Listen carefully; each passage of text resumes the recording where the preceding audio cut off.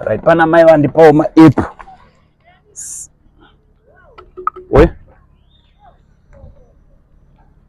ambu ya Vandipa MaApple yaipana. Ndokumbura uku kupewo chipo chenyu. Sarudzai nzwa moda. Imimi chete Vandipa MaApple. Vandipa Mahara. Tora yenyu. Sina MaApple. I'm sorry. Vamwe ndawakumbira vakaramba. Tipe bati. Alright. Tora yenyu zvamunoda zvese papa.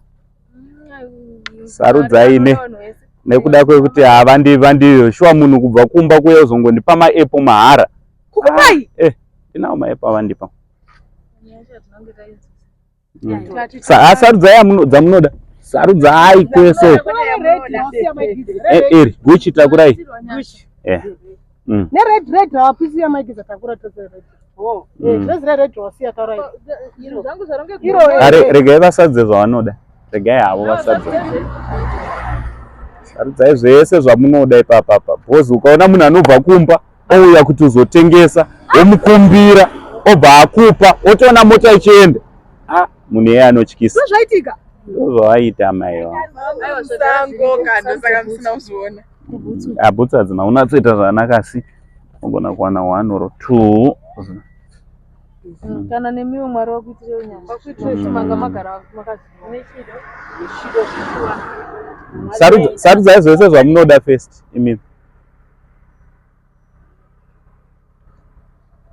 Stock yenyu iri kuita mari yese.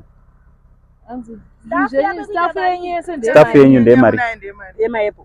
Ndine MaApple 8. Ndiri kumatenga ese. Wow. Ndobva ndamatenga ese MaApple yenyu mukapedza kutora. Saka muchaita ndoda kuti mundiitire favor. MaApple iwawo ka ndoda kuti mumape vanhu. Vamune muchingoona mbaza momimanya monopa motora iti mufambe nerugare. Ndatenda. Tabhadhara kare. Tora hembe dzamuri kuda. Muende nadzo. Kwete kutengesa futi.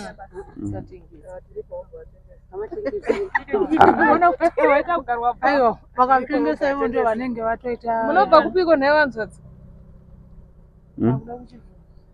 Kana musambozvinetsa. Ngadu donzere mberi.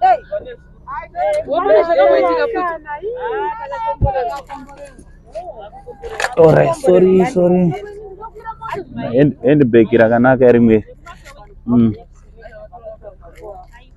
Sarudzai zvamunoda.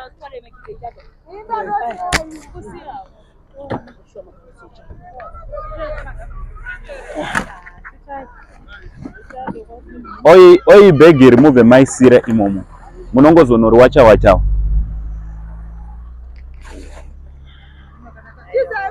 Wapuwa mwana kuti?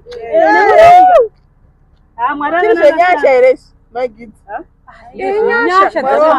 Ichocho makuseni papa utonora. Ndezve nyasha ska. Saka ndakuramba mutenga kune mufaro. Ndatotambanisa zvinhu zvangu motikari motoshenda kunopanda asikamuchira. Iwe wamsipa ere pachirongwa? Ndikutenderera uko ndo mune zvinhu zvangu vanhu asi ndishapa. Omadzidza chidzidzo. Bhodzi dzimwe dzenguva munonga muchingozifunga imimi kuti ndikatengesa stock yangu ndodai usingafunge umwe. Dzimwe dzenguva umwe munhu anouya kukumbira zveshuwa kuti ndiri ngokumbirawo Apple. Imofunga kuti ini ndikupe Apple yangu mahara imimi.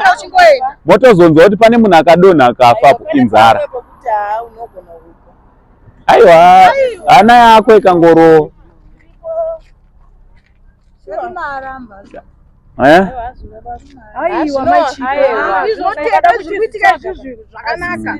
Chidzidzo chete mangwana. Plus Mwari ane mawira anoita pamunhu. Nhasi vasangana naye makusena. Kana magutsikana zvamoita ka. Magutsikana ambuya nekuda kwenyu. Muchandiudza kuti hama dzenyu dzochitora zvimwe here kana kuti handiti vamunoshanda nawo handiti. Ndagutsikana mwana mai wangu. Magutsikana. Saka mati tochivapaudza sara. Alright, hanzi namai. Munonzi mai ani? Mai Gribet. Hanzi chisarudzai.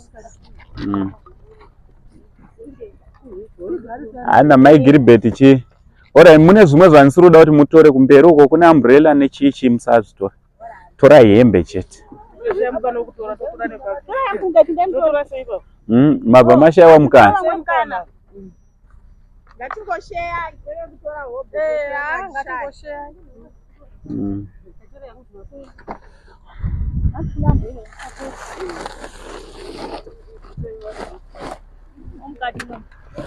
Muchavengwa nevamwe udzai vamwe uko kuti ningi huya anozoti koma zoregerei kutiudza.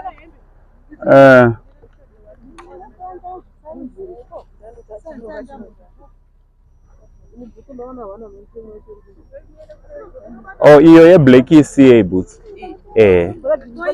Haina imwe yacho. Dzirimo, idzodzo dzirimo.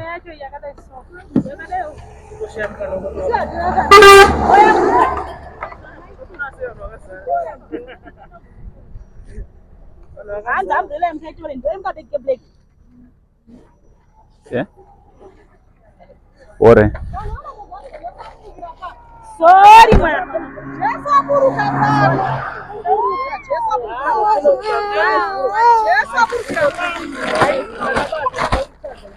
Sorry, Sorry. Somewhere is.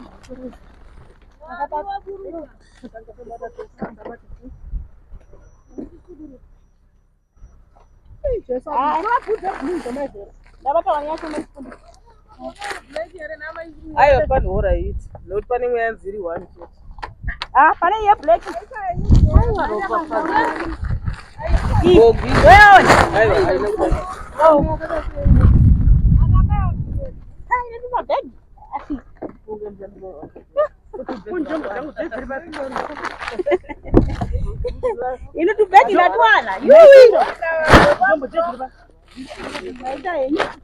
Sandachikumbira kuti muzongondiitirawo favor. Munongowanawo hano wamunongoropafadzawo nemaF. Munhu angoenda wachishamisika.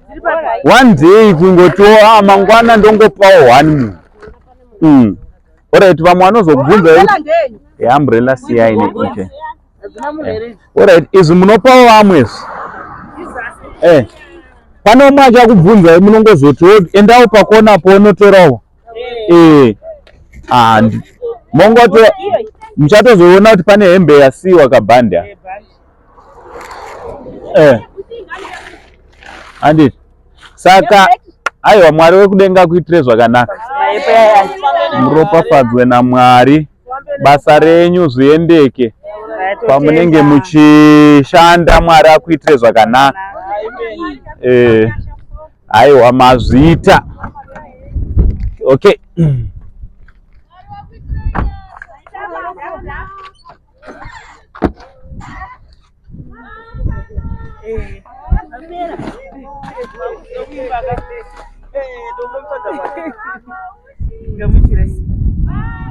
Kona kuvhura mukatoona mune mari.